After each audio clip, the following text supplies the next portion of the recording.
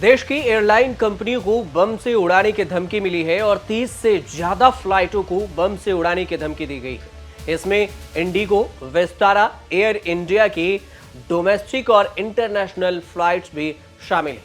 पिछले 8 दिन में अब तक 120 से ज्यादा विमानों को बम से उड़ाने की धमकी मिल चुकी है। अंदाजा लगाइए कि सिर्फ धमकी भर से एक हफ्ते में 200 करोड़ रुपए से ज्यादा का नुकसान फ्लाइट को हो चुका है।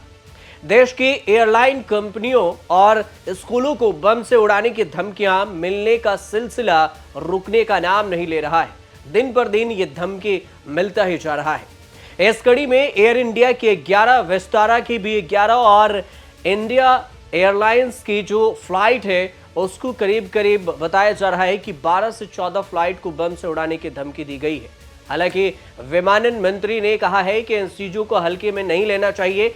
सरकार इन धमकियों से निपटने के लिए एक नई योजना बना रही है और अब इसके तहत उड़ान निषिद्ध सूची में भी डालने की सरकार सोच रही है। सुरक्षा के नियमों को और भी कड़ा कर देगी और इसके विरोध में कानून बना रही है। 1882 को संशोधन करके नए आपराधिक कानून को भी ऐड किया जाएगा, जिससे सजा और भी मजबूत हो जाएगी। अपराधियों को आसानी से गिरफ्तार किया जा सकता है। We are trying to make an amendment. Our legal team has worked very thoroughly on this, and we are coming up with an amendment, and then we are taking in, because this has to be a legal change in the act. We need consultation from other stakeholders, other ministries also. So we are in that process right now, but we are definitely pushing forward to bring a change in the Suwaska Act also, so that it addresses for these kind of offences which happen when the flight is on ground, so that we can take strict action on them. We can make it cognizable offence. जानकारी के मुताबिक बेंगलुरु से मुंबई जा रही flight 6E 164 को security alert मिला। इसके बाद सभी यात्रियों को विमान से उतार दिया गया। अहमदाबाद से जिहाद जा रही फ्लाइट 6E 75 को लैंडिंग के बाद धमकी मिली। इसके बाद यात्रियों को विमान से अलग जाकर खड़ा करने के लिए कहा गया।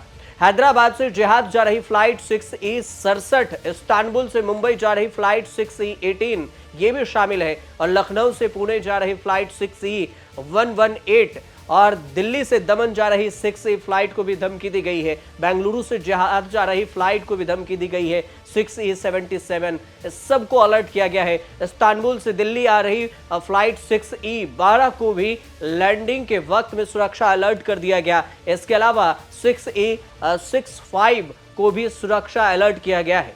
इंडिगो की ओर से इस मामले में भी बयान सामने आया है, जिसमें कहा गया है कि उसके कुछ विमानों को सुरक्षा संबंधी अलर्ट मिला था, धमकियां मिली थीं। धमकियों को लेकर केंद्र सरकार ने 4 एक्शन लिए हैं। सबसे पहला, एयर मार्शल की संख्या दोगुनी कर दी गई है। केंद्र सरकार ने 16 अक्टूबर को फ्लाइट्स में एयर मार्शलों की संख्या दोगुनी करने का फैसला लिया और इसी दिन गृह मंत्रालय ने फर्जी धमकियों को लेकर एविएशन मिनिस्ट्री से रिपोर्ट भी मांगी। CISF, NIA और IB को भी रिपोर्ट देने को कहा है। दूसरे नंबर पर एयरलाइंस के CEOs के साथ बैठक की। Bureau of Civil Aviation Security ने 19 अक्टूबर को सभी एयरलाइंस के CEOs के साथ बैठक की। इसमें झूठी धमकियों से निपटने को लेकर चर्चा की गई। साथ ही यात्रियों की असुविधा और एयरलाइन से नुकसान पर भी बातचीत हुई। तीसरा पॉइंट, DGCA के प्रमुख को हटाया गया और केंद्र ने 19 अक्टूबर को DGCA चीफ प्रमुख विक्रम देव दत्त को पद से हटा दिया और कोयला मंत्रालय में सचिव बना दिया। इस बदलाव को धमकी वाले मामलों से जोड़कर देखा जा रहा है। चौथा पॉइंट कि मुंबई और कोची से 2 अरेस्ट हुए हैं। मुंबई पुलिस ने एक शख्स को अरेस्ट किया है। इसके अलावा छत्तीसगढ़ के राजनंद गांव से एक नाबालिग को हिरासत में लिया गया है। दोनों इंडिगो फ्लाइट्स में बम की धमकी दी थी। वहीं केरल के कोची एयरपोर्ट पर सोमवार को एक यात्री को बम के धमकी मिलने के आरोप में भी हिरासत में लिया गया है। आपको बता दें कि अमेरिका में रह रहे सिख फॉर जस्टिस SFJ के आतंकी गुरपंतवंत सिंह पन्नू एयर इंडिया को बम से उड़ाने की धमकी दी है। आतंकी पन्नू ने वीडियो जारी कर 1984 के सिख दंगों का बदला लेने की बात कही है। उसने लोगों को एयर इंडिया में सफर नहीं करने की सलाह भी दी है।